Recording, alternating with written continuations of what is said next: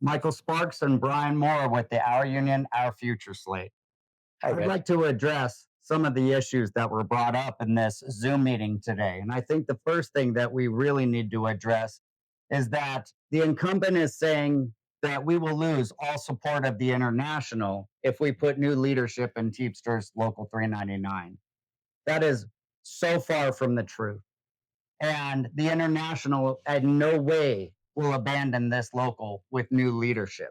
They will also help guide new leadership for stepping into office. Brian, how many times have you seen new leadership come into the local over the years? Quite a few times, and you have to have new leadership. I mean, my God, if we had the incumbents for another 5, 10 years, we might as well elect the king and a queen. I mean, that's part of the process. I think this local in itself is the crown jewel of all Teamsters locals across the country. And there is no way the international would hold a grudge for a free and democratic election and new leadership stepping into place. The next thing is the relationships that this administration has with not just the studios, but also the plans that our vice president currently and president elect on the opposition slate has. They deal with them because they have to. Their rhetoric and their vicious nature over the past 3 years has not been beneficial to anybody in this local. And our membership is paying the price. And with new leadership stepping in, if you choose to give us your vote, we will develop those relationships with the studios and the plan and everybody that we need to be dealing with in Los Angeles to move 399 forward. What are your thoughts, Brian? I think everybody when they first come into office has to basically be introduced to what's going on. We have a lot of support behind us. We're not idiots. We'll figure out what needs to get done.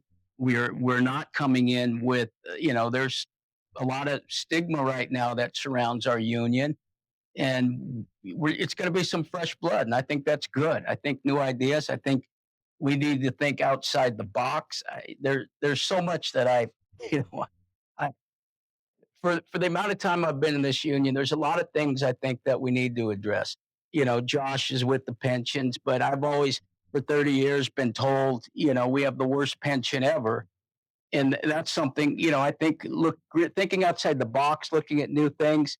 If we have such a bad pension, maybe we can do something about that. Maybe we can have I have to look at the legalities, but a 401k, a parallel pension that we can put in for our membership. It won't help me, it won't help you, but maybe for the future.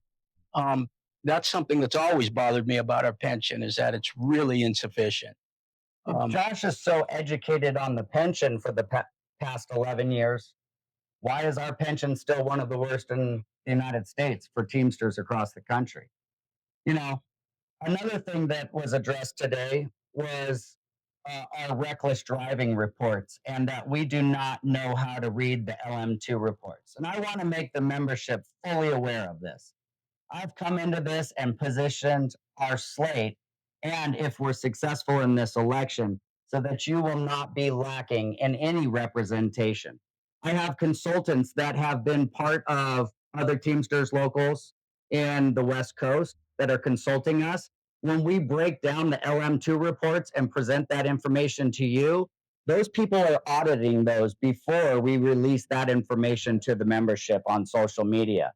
And if they're saying that we can't read it and that we're ignorant and don't understand what is being reported, that is a blatant lie.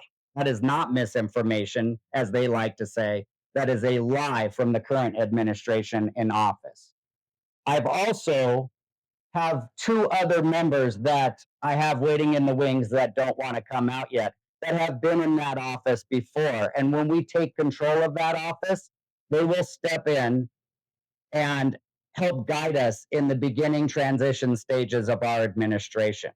And once again, the international by no means would let a new administration come in and run a Teamsters local into the ground. You've spoke to my guys behind the wings, Oh yeah, and you know they're absolutely. qualified. Can you expand on that? I think we have a very qualified slate. I have no concerns that we're going to be able to walk in and do the job that needs to be done. Uh, Main thing is people, we got to vote. I've had numerous people come up to me and say, I'm afraid. Literally, and I'm being quite honest. I'm afraid of being retaliated against. And I said, guys, nobody knows who you voted for. That is your vote is private. Nobody knows who you voted for. Anyway, that's I think if this administration has a legacy, that's probably their most impactful legacy is that they retaliate against their own members of Teamsters Local 399.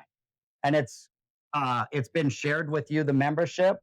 The membership is openly stating that they're fearful to cast their ballot. That is the wrong mindset for a member of Teamsters Local 399 to have when it comes election time. And if that's the leadership you have in office that makes the membership fearful to express their concerns or cast their ballot and their vote, that's not leadership. That's control, that's intimidation, and that is not what we want representing us in this local. And that's what we're offering you, the membership, is an administration that is not going to make you fearful that you will not be able to provide for your family and put food on the table if you voice your opinion. The next thing is all of the noise that has been put out in the past week. We're a grassroots campaign, you guys. We don't have hundreds of $100,000 to run. This is a case in point. My wife is baking home goods for us to hand out when we're visiting the membership. And if you would like some, reach out to me and I'll come visit your show and hand them off to you.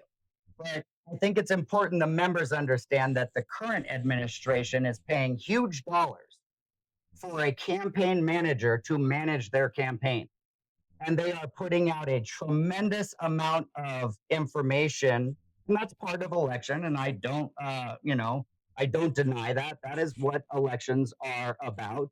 But I think it's mostly noise, and the people that they are getting to endorse them have not felt the struggles that the rank and file membership are going through over the past 3 years. They're not struggling to put food on the table. They're not struggling to pay for their kids' sports, uh, you know, um, costs, their car payments, their house payments. And, once again, we don't have a campaign manager that's running our campaign for us. Pay attention to when a lot of their posts are going up. It's during the middle of the day. Who's doing that? Campaign managers, people in the office while we're paying them? Are you paying for your administration in office and your leadership right now to openly campaign on the clock or lie to you? It's an interesting question. The other thing they said is that we're promising to bring back work. And I think it's very important at this point to say we're promising to fix the damaged relationships that this leader, supposed leader in office, has caused around the country. In my position, I have been speaking to many people from other locals around the country. And when they make the statement in our office that they have such good relationships with the other locals, I'm finding that that statement is not true. Many locals around the country are reaching out to me privately with their confidence that I will not reveal their name until after the election when we assume control and take over the office. But I do want you, the membership, to know that this supposed great relationship she has across the country, that is not 100% the truth. And the supposed great relationship that they have with the studios, their rhetoric over the past 3 years has proven that that's not true. There's some major changes across California right now with new leadership in SAG and the WGA. And I think the membership across Los Angeles, New Mexico, are saying that we're ready for a change in multiple locals. And I think that's what we need in our local also. Brian? I think it really comes down, guys. We all have to vote our conscience right now. That's what it's going to come down to. A lot of you have known me for many years. A lot of you have worked with me, worked for me. And it's going to come down to if you do know me, do you think I'm going to listen to your wants, your needs, your concerns? And I'm telling you that I am. And I've known most of you. I've been in the trenches. I've done the time. And I think that's what it comes down to. Are you okay with what's been going on the last 3 years? Or would you just like to see some new blood, see what we can do differently, see if we can make it better? That's really what, in my opinion, what it's going to come down to. But it's going to come down to everybody voting their conscience. You can't just sit this one out. We need everybody to vote. And again, you can vote your actual conscience because nobody will know who you voted for. I think it's important to look at the two slates that are being presented to you, the membership, also. One slate is representative of you. We've been out there with you guys, we've been in the trenches. Most of us are working under the Black Book contract. The opposition slate, I think there's only 3 Class A drivers on that whole slate. I think there's only one driver who could get a semi truck up and over the grapevine safely. The rest of them are stake bed drivers and van drivers, and that's all they're able to drive. We're presenting you with a administration that is made up of you, and we want to represent you. We've stepped up to repair the damage that has been caused in LA, and we're ready for this fight. And if you give us the chance, we will step in there and we will fight for every member of this local, and we will work to bring work back. And it's going to be a hell of a battle. So thank you. My name is Michael Sparks. Brian Moore. Brian Moore, thank you guys. We're running on the Our Union, Our Future slate.